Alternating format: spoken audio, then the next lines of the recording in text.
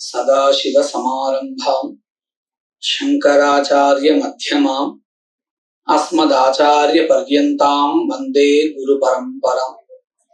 ஸ்ரீகுருभ्यो நமः. இன்னைக்கு ராகவ யாதவீய காவியத்துல 16வது ஸ்லோகம் நாம பதிவு பண்ண போறோம். இந்த ஸ்லோகத்துல எடுத்துட்ட விஷயம் என்ன அப்படின்னு சொன்னா, ராமன் அந்த வனத்துல விராதன் என்கின்ற ஒரு அசுரனை வதம் செய்து அதன் பின்பு அகஸ்தியருடைய இருப்பிடத்திற்கு சென்றார் அப்படிங்கிற விஷயமானது நேரடியா பார்க்கும் பொழுது நமக்கு கிடைக்கிறது. இதே ஸ்லோகத்தை நாம பின்னாடியிலிருந்து முன்னாடி பார்க்கும் பொழுது, கிருஷ்ணன் இந்த பாரிஜாத புஷ்பத்திற்காக தேவலோகத்திற்கு சென்றான், இதை பார்த்து அந்த இந்திரன் பயம் கொண்டான் அப்படிங்கிற இந்த விஷயமானது பின்னாடியிலிருந்து முன்னாடி பார்க்கும் பொழுது நமக்கு கிடைக்கிறது. முதல்ல நாம இந்த ஸ்லோகத்தை நேரடியான வரிசையில சொல்ல போறோம். சோரமாரதன ஞானஹ வேதேராகண்ட கும்பஜம் தம் திருசார பட்டோ நாகானாதோஷ விராதஹ. இப்போ இந்த ஸ்லோகத்தினுடைய பதச்சேதம், சஹா அரம் ஆரத் அனஜ்ஞானஹ வேதேராகண்ட கும்பஜம் தம் திருசார பட்டஹ அநாகாஹ நானாதோஷ விராதஹ. இப்போ இந்த ஸ்லோகத்தினுடைய யோஜனா அன்வயான்னு நம்ம சொல்லுவோம். திருசார பட்டஹ அநாகாஹ அனஜ்ஞஹ சஹ நானாதோஷ விராதஹ தம் வேதேராகண்ட கும்பஜம் அரம் ஆரத். என்ன அர்த்தம் இந்த ஸ்லோகத்துக்கு? முதல்ல ராமனுக்குண்டான விசேஷணங்கள். சஹா ராமஹா நானாதோஷ விராதஹா அப்படின்னு ஒரு பதம். அதாவது விராதனை கொன்ற ராமன், அவர் எப்பேற்பட்டவர்? திருசார படஹா இப்படின்னு ஒரு பதம். இது ராமனுக்கு விசேஷணமா இருக்கு. என்ன அர்த்தம்? துரு அப்படிங்கிற பதம் விருட்சத்தை குறிக்கிறது. துரு சாரஹா அப்படின்னு சொன்னா மரத்திலிருந்து வருகின்றதான அந்த துவக்கு, தோல், இதுதான் துருசாரஹா அப்படின்னு சொல்றோம். அதாவது மரவுரின்னு அர்த்தம். இதையே பட்டஹா, பட்டஹான்னா வஸ்திரம்னு அர்த்தம். இந்த துரு சாரத்தையே பட்டஹா வஸ்திரமாக கொண்டவன் எவனோ அவன் அப்படின்னு பகூரீஹி சமாசா. திருசாரஹா பட்டஹா யஸ்ய சஹா திருசார பட்டஹா, மரவுரியையே வஸ்திரமாக கொண்டவன் அப்படின்னு அர்த்தம். அடுத்த பதம் அநாகாஹா. ஆகஹா அப்படின்னு சொன்னா பாபம், அபராதம் அப்படின்னு அர்த்தம். அது இல்லாதவன் அப்படின்னு சொல்றதுக்காக முன்னாடி ஒரு எண்ணம் சேர்த்தா அண் அப்படின்னு மாறிடும், அச்சு எழுத்து இருக்கிறதுனால. அப்போ பதம் எப்படி வரும்? அநாகாஹா அனபராதா நிரபராதா அப்படிங்கிற ஒரு அர்த்தம் கிடைக்கும், குற்றமற்றவன். ஏன் இப்போ இந்த விசேஷனம் சொல்லணும் அப்படின்னு கேட்டா, இந்த ராமன் வனவாசத்திற்கு அப்பாவுடைய வாக்கியம் காப்பாத்துறதுக்காக கிளம்பிட்டார். அங்க போயிட்டு ரொம்ப சந்தோஷமா இருக்கலாமே, இவர் ராஜா தானே, க்ஷண மாத்திரத்தை இவர் சொன்னா எல்லா வசதிகளும் வந்துடும். ஆனா அது வனவாசம் ஆகாது, வனத்துல வாசமா ஆகுமே தவிர்த்து வனவாசங்கிற ஒரு விரதமா அது ஆகாது இல்லையா? அந்த வனத்திலே இருந்துட்டு வன்னிய விருத்தின்னு சொல்லுவா. அதாவது காட்டிலேயே கிடைக்கின்றதான பழம், கிழங்கு இந்த மாதிரியான வஸ்துக்களை சாப்பிட்டு முனி விருத்தி போல இருக்கணும். அப்பதான் அது வனவாசங்கிற விரதமா ஆகும். இல்லைன்னா சாமான்யமா நாட்டுல வாழ்ந்துட்ட இந்த ராமன் இப்போ காட்டுல வாழ்ந்துட்டு இருக்கார் அப்படிங்கிறது ஆகும். எல்லா வசதிகளோடு சேர்ந்து காட்டுல இருந்தாருன்னு சொன்னா அது வனவாச விரதமாக ஆகாது. ஒருவேளை இவர் தன்னுடைய தந்தையின் வாக்கியத்தை காப்பாத்துறேங்கிற பேர்ல வனத்துல இருந்துட்டு அதே சமயத்தை தனக்கு உரியதான அதிகாரத்தினால எல்லா விதமான சௌக்கியங்களையும் ஏற்படுத்திண்டு அவர் வனவாசம் பண்ணினாரே ஆனால் என்ன ஆயிடும்? பாபம் ஆயிடும். ஏன்னா அது விரதமா ஆகாது இல்லையா? அப்போ இவர் முந்தின பதத்தை நாம பார்க்கணும். எப்படி இருக்கார்?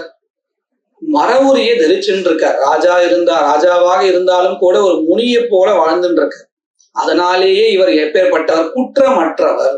ஒரு வேளை எல்லா வசதிகளையும் கொண்டு வாழ்ந்தாரே ஆனால் அவர் குற்றத்துடன் கூடியவராக ஆகிவிடுவார். இப்பொழுது அவர் எப்படி இருக்கிறார்? அனாகா. அதனாலதான் நம்ம முன்னாடி பதத்துடைய அர்த்தத்தையும் ஒரு தடவை ஸ்மரிச்சுக்கிறோம். திருசார படஹா அனாகாஹா. அடுத்தது அனஜ்ஞானஹா. முதல்ல நாம இந்த பதத்தை ரெண்டா பிரிச்சு பார்க்கலாம். அஜ்ஞானஹான்னு ஒரு பதம், அஜ்ஞானம் அப்படின்னு ஒரு பதத்துல இருந்து வந்தது அஜ்ஞானஹான்னு. ஞானம் அப்படிங்கிறது நபும்சக லிங்கமா இருந்தாலும் இங்க விசேஷமா இருக்கக்கூடிய பதம் எதுவோ சஹா அப்படின்னு பதம் இருக்கு. அதனுடைய அர்த்தம் ராமன். அதுதான் இங்க விசேஷமா இருக்கு. அதனால அதுக்கேற்றபடி பதமும் மாறி இருக்கு. என்ன அர்த்தம் இந்த பதத்துக்கு? ஞானம்னா நமக்கு தெரியும், அஜ்ஞானம்னாலும் தெரியும். இப்போ அந்த அஜ்ஞானத்தை கொண்டவன் யாரு? அஜ்ஞானஹா அப்படின்னு பதம் மாறிடும். அது இல்லாதவன் அல்லது அஜ்ஞானத்துக்கு விரோதமானவன் அவன் யார்? அனஜ்ஞானஹா அப்படின்னா ஞானிங்கிற அர்த்தம் கிடைக்கும். அஜ்ஞானத்துக்கு விரோதமானவன், அப்பேற்பட்டவன் ராமன். அதாவது ஞானி, ஞானத்தை உடையவன். சஹா ராமஹா. இதையே இங்க சொல்லணும். இந்த இடத்துல ஏதோ ஒரு பதம் போடணுங்கிறதுக்காக இந்த கவி பண்ணல. யாரு வதம் செய்ய தகுந்தவன், யாரு மன்னிக்க தகுந்தவன். முன்னாடி ஸ்லோகங்கள்ல நாம பார்த்தோம், ஆல்யா சாப விமோசனம் பண்ணினார் அப்படின்னு. அதாவது சாபத்திலிருந்து விடுபடும்படி செய்தார். அப்போ அவர் ஒரு மன்னிப்புங்கிறது ஏற்படுறது. இந்த மாதிரி பல இடங்கள்ல நாம் பார்க்கலாம். சில பேர் மன்னிச்சு விட்டுறார், சில பேர்கிட்ட வாதம் பண்ணி நீங்க சொல்றது தப்பு அப்படின்னு புரியும்படி செய்யறார். சில இடத்துல வதமே பண்றார். அப்ப இவருக்கு தெரிகிறது எங்க எதை பண்ணணும்னு தெரிகிறது. அந்த அளவுக்கு இவர் ரொம்ப ஞானியா இருக்கார். அஜ்ஞானத்துல யாரெல்லாம் இருந்துட்டு இருக்காளோ அவளுக்கு விரோதியா இருந்துட்டு இருக்கார். அஜ்ஞானம்ங்கிறது நீங்க சாமான்யமா ஏதோ வேதாந்த ஞானம் அதுக்கு எதிர்மறைங்கிறது இல்லை. எந்தவித காரணமும் இல்லாத ஜனங்களை துன்புறுத்துகின்ற ராட்சசர்கள்னு அர்த்தம். அவர்கள் தான் இங்க அஜ்ஞானிங்கிற பதத்தினால சொல்லப்படுறார். அவர்களுடைய வதத்தை பண்ணினவர் அப்படிங்கிறதாக இந்த ஸ்லோகத்துல சொல்லப்படுறது. அனஜ்ஞானஹா சஹா, அஜ்ஞானத்துக்கு விரோதியாக இருக்கக்கூடிய, அதாவது துன்பத்தை ஏற்படுத்துகின்ற அசுரர்களுக்கு எதிரியாக விரோதியாக இருக்கக்கூடிய சஹா ராமஹா, அந்த ராமன் என்ன பண்ணினார்?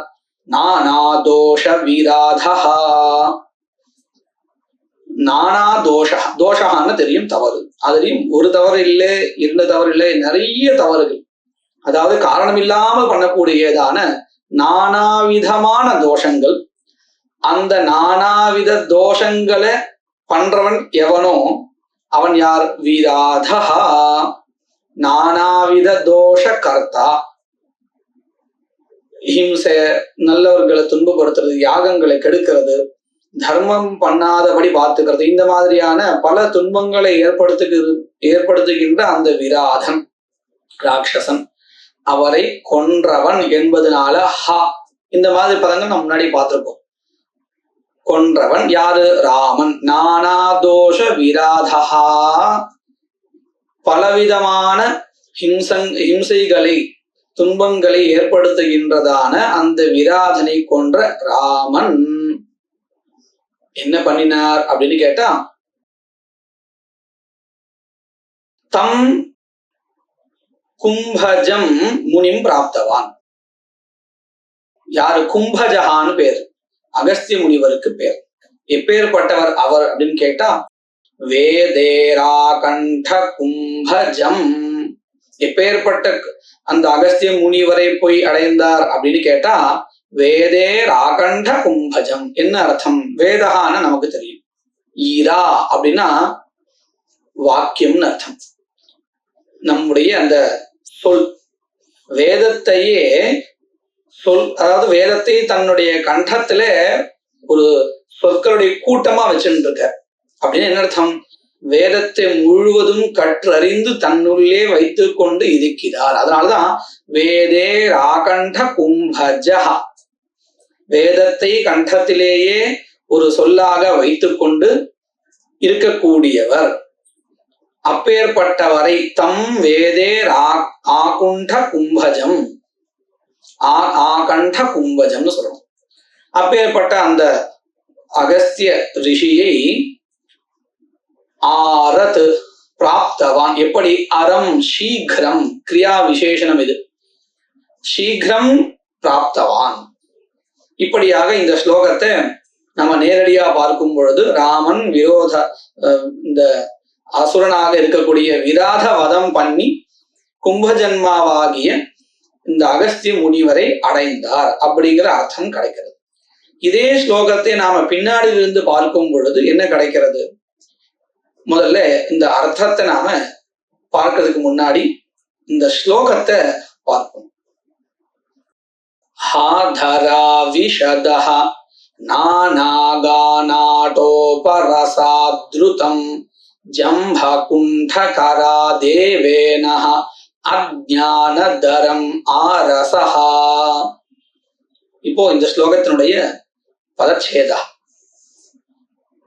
ஹா தராவிஷதஹ நானாகாநாடோபரசாத் த்ருதம் ஜம்பகுண்டகராஹ தேவேனஹ அஜ்ஞானதரம் ஆரசஹா. இப்போ இந்த ஸ்லோகத்தினுடைய யோஜனா. தரா விஷதஹ நானாகானான் ஆட்டோபரசாத் ஜம்பகுண்டகராஹ சஹ ஹ தேவ இனஹ அஜ்ஞானதரம் த்ருதம் ஆப. என்ன அர்த்தம் அப்படின்னு பார்ப்போம். முதல் பதம் தரா விஷதஹ. தரா அப்படின்னா பூமின்னு அர்த்தம். தரா தரித்ரின்னு அமரகோஷத்துல நம்ம சொல்லிட்டு இருக்கோம், பூமி. அப்புறம் ஒரு பதம் இருக்கு விஷம் அப்படின்னு பதம் இருக்கு.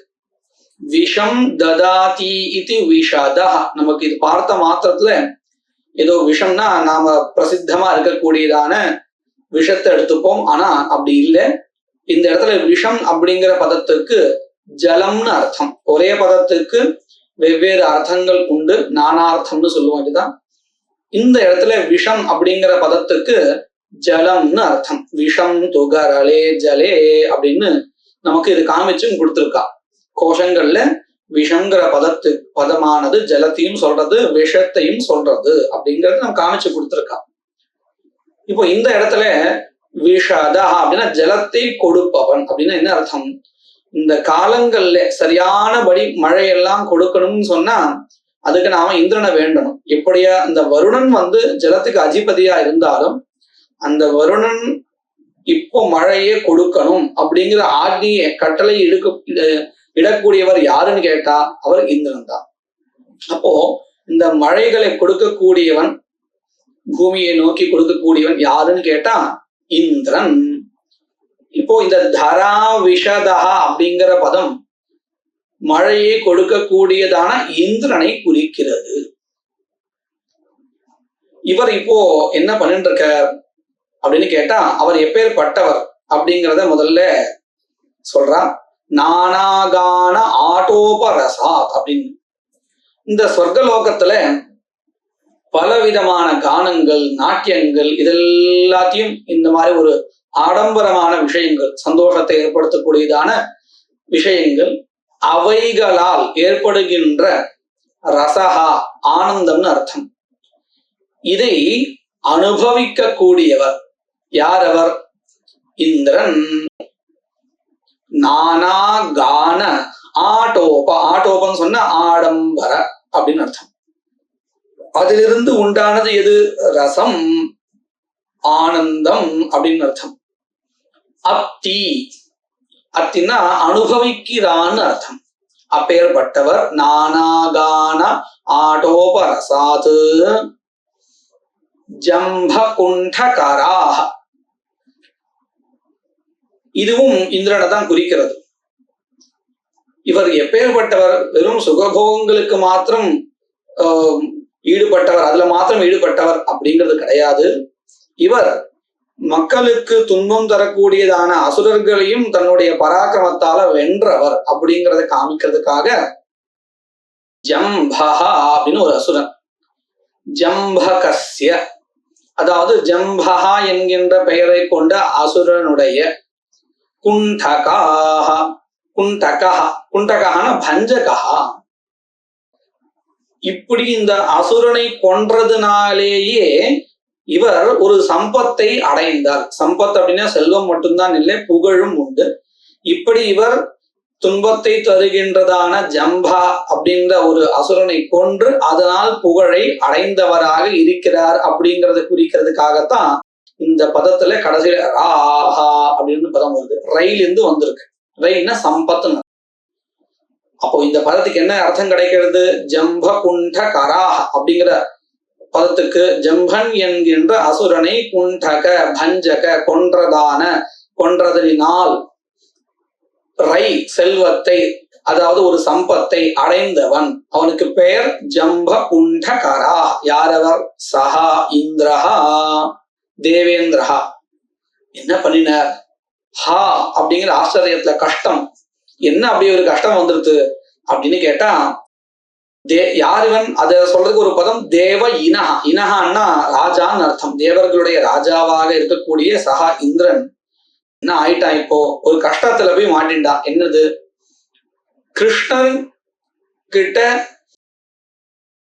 கிருஷ்ணர் அந்த புஷ்பத்துக்காக சொர்க்கலோகத்துக்காக வந்திருக்க. இந்த கிருஷ்ணன் இந்திரனுக்கிட்ட ஒரு அனுமதியும் கேட்டிருக்கார். ஆனா இவன் அனுமதி கொடுக்கல. இதனால பரஸ்பரம் ரெண்டு பேருக்கும் ஒரு மனஸ்தாபம் ஏற்பட்டிருக்குங்கிறது கதை. இப்போ இவர் சொர்க்கத்துக்கு வந்திருக்க. இது பயம் வந்துடுது. யாருக்கு? இந்த இந்திரனுக்கு. அஜ்ஞானதரம் துருதம் ஆபா. இவர் ரெண்டு விஷயங்களை கிருஷ்ணர் வந்திருக்காருன்னு தெரிஞ்ச உடனே அடைஞ்சிருக்கார். என்ன ரெண்டு விஷயம்? அஜ்ஞானம் ஒண்ணு, தரஹா, தரஹான பீதிஹி பயம்னு அர்த்தம். அஜ்ஞானத்தையும் தரத்தையும், அதாவது பயத்தையும், துருதம் ஆபா உடனேயே அடைஞ்சிட்டார். ஏன் இவர் இங்க வந்திருக்காரு, இப்போ என்ன பண்ண போறாரோ அப்படிங்கிற ஒரு உள்ளுக்குள்ளார ஒரு பயம் வந்துடுதான். யாருக்கு? இந்த இந்திரனுக்கு. இப்படியாக இந்த ஒரே ஸ்லோகத்தையே ரெண்டு பேருக்குமாக, கிருஷ்ணன் ராமன், இந்த ரெண்டு பேரோட நிலை என்ன, அவர்களுடைய காரியம் என்ன அப்படிங்கிறதாக ரொம்ப அழகா இந்த கவி இந்த ஸ்லோகத்தை சொல்லியிருக்க. அடுத்த ஸ்லோகங்கள் வரக்கூடிய பதிவுல நாம பார்க்கலாம்.